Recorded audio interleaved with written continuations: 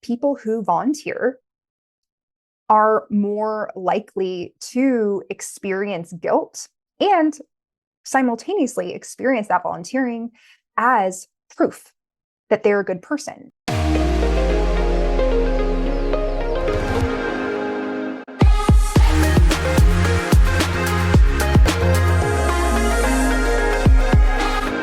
Hello, and welcome to Holistic Ambition, where we talk with visionary leaders who are redefining what it means to be successful and ambitious.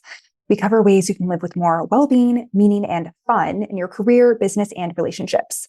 I'm your host, Stephanie Thoma, life coach for ambitious professionals and author of Confident Introvert. Today, we are going to talk about, drumroll please, guilt consciousness. What? Okay. So, just light topics, right?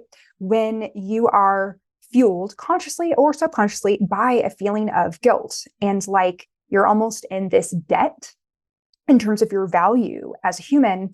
So you need to do all these things to either earn love or a baseline respect. Does that sound like it's familiar? Does it sound like something that you currently subscribe to or that you have in the past?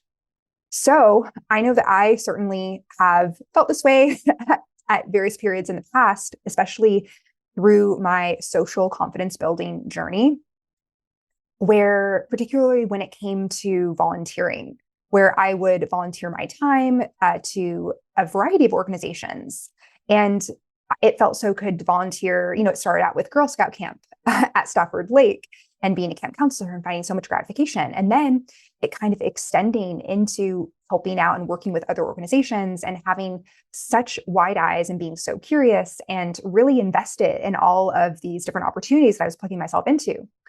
However, there came a point when I became an entrepreneur that I needed to begin to choose to redirect my energy and my focus to work that was paying me. So, for me, it looked like at first narrowing it down from spending the majority of my free time volunteering to maybe having one volunteer project. And then what felt the most radical for me was saying, okay, this year I'm not volunteering. And not as a blanket statement, like I would not volunteer at all, but just not one of those steady commitments that, is a year plus.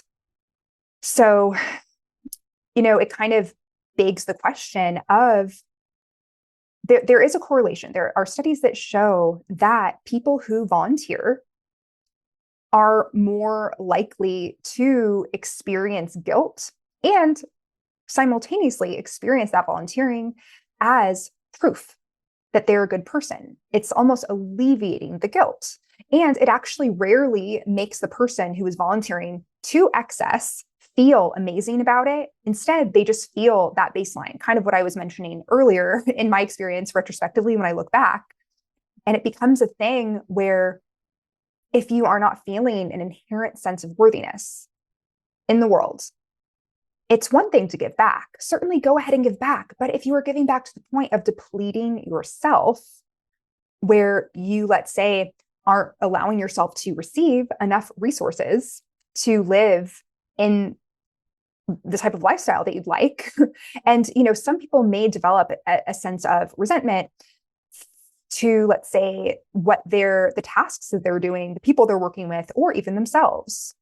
And thankfully, I do not have conscious awareness of having any of that resentment, because once I became consciously aware that, oh, shoot, all this time I'm devoting to these causes, there were multiple layers, right? Where I realized that there were some organizations that I was volunteering in where my unique skills and capabilities, sometimes they were, they were pinpointed, and I got to really contribute in a unique way that did bolster my self-esteem because I was being of service, utilizing my unique talents and gifts. So that's one way of volunteering. But there's another type of volunteering where it's plug and play. It could be anyone. It could be absolutely anyone that does it. And where you could volunteer year after year after year, but there's no upward progression. There's kind of like, where someone says thank you, but they don't remember your name, but you've been volunteering for them for years, So if you are someone who volunteers or someone who wants to get into volunteering, these are some things to be aware of. And when we go a little bit deeper into guilt consciousness as it pertains to volunteering our time and our energy and our resources, these tangible resources or just the resources that we have intrinsically that we have to give people, our enthusiasm, different skills that we've honed over the years, it can actually be rooted in a sense of shame, in this sense that, maybe I did something bad or I am bad or, any of these thoughts that maybe are subconsciously in the background, or perhaps they're thoughts that are at the forefront and you're actively trying. It's almost like they're little flies that are buzzing around in your minds and you have this fly swatter and you're like, okay, let's kind of get all of those at bay, but the flies keep coming. So another component of this is martyrdom. Kind of, I've talked about this concept of sometimes when we are living in one extreme, going to the other extreme, it's like a swinging of the pendulum to get to equilibrium. And if you are operating from guilt consciousness, putting yourself first can feel so radical. And other people in your life could be like, wow, you're actually selfish now. Can you not do that? Can you stop? Like, this feels bad, and kind of give you that feedback and maybe even reject you because maybe you are overcorrecting a little bit. But guess what? It's a part of being human. Some people never, volunteer their time or even take a chance of putting themselves out there to the point where maybe they're overgiving, right? So if you have found that you're in that, I invite you to embrace the pendulum swing. You could take baby steps, but I don't know about you, but when it comes to my transformation journey, sometimes I like to try on extremes to reach equilibrium. And then, what this also does? It gives you a greater chance of relating to a greater variety of people and having compassion for them and their circumstances. Here's an example of, so when I was visiting New York, in the fall of 2023, when I was giving a talk at a conference, there was a friend there and she's like, oh yeah, sure, you can go ahead and stay with me for a night or two while you're in town. She said, but I just have to let you know that I'm in a period of time where I cannot hold space for anyone else's emotions or what they were going through. I'm actually going through a lot. And I actually really appreciated that transparency. And, I explained, first of all, I said, thank you for that heads up. It does not deter me from wanting to spend time with you and see how you're doing. And just with the knowledge that this will not be how the relationship dynamic is forever, but we can't put a timeline on it. This is how some friendships function, right? Where sometimes we're more in a giving role, other times we're not, and it's not always linear. It's not about keeping score with specific friends, for example, and it's like, oh, wow, so last time we hung out, I was listening to you talk for hours. Now it's my turn. And if you don't listen to me talk for hours next time, I'm going to be mad. It's like how the world works. It's an energy thing. Sometimes we are in seasons of giving more. Sometimes we are in seasons of receiving more.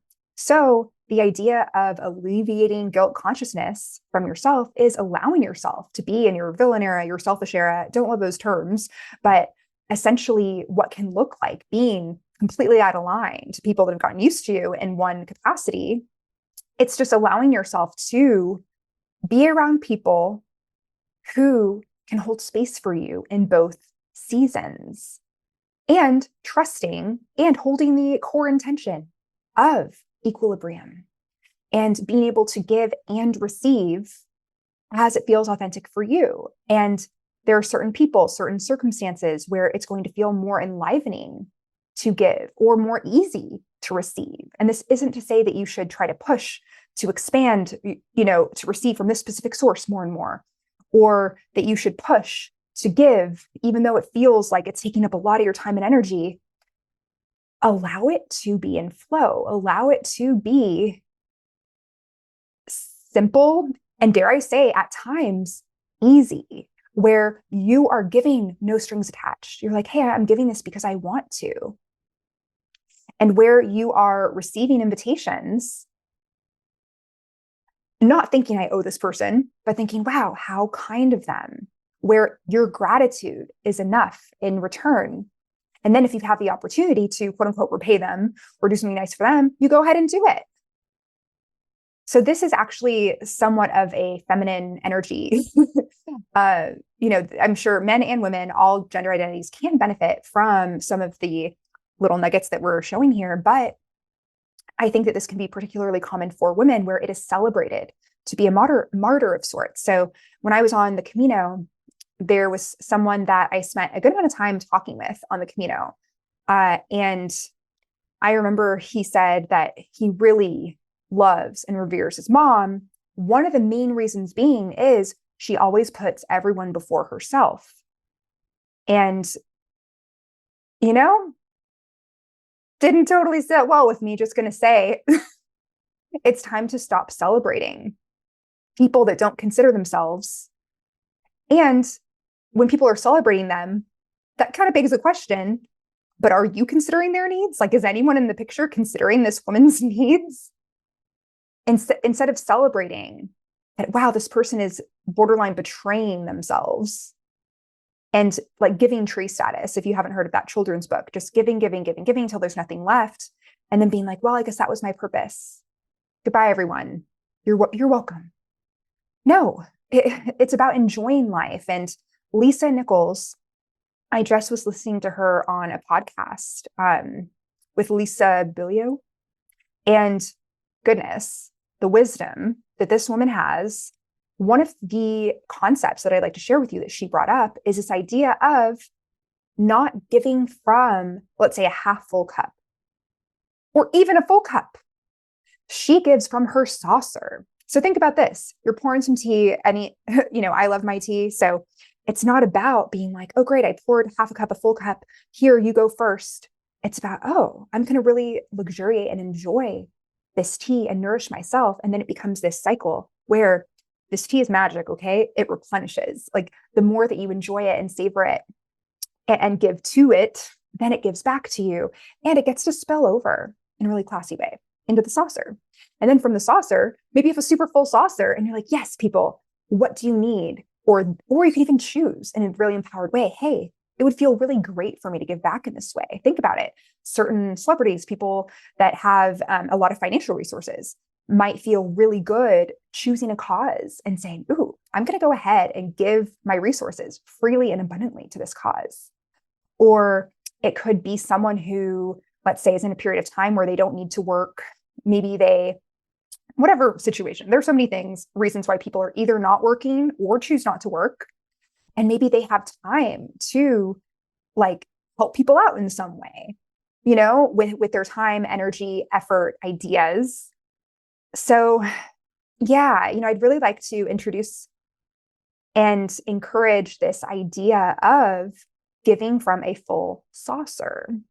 It's less about trying to be a good person and more about knowing that you are, that your intentions matter, and to invite situations and circumstances and people who acknowledge that they're not necessarily holding you in a high regard, a positive regard, because of all the things that you do, but because of who you are.